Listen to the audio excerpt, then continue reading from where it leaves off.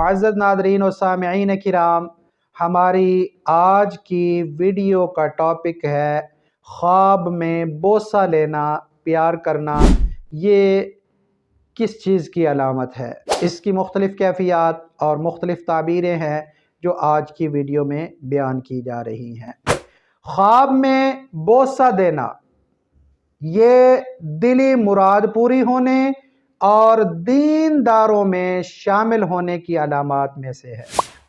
इसके अलावा ख्वाब में किसी बच्चे का बोसा लेना, अगर बे औलाद देख रहा है तो उसको औलाद की खुशी जल्द मिलने की अलामात में से है। इसके अलावा ख्वाब में किसी का बोसा लेना, किसी को चूमना, ये बरकत की अलामत भी है, फतह हासिल होने की अलामत भी है, मदद करने की अलामात में से भी है और दोस्त बनाने की अलामात में से भी है।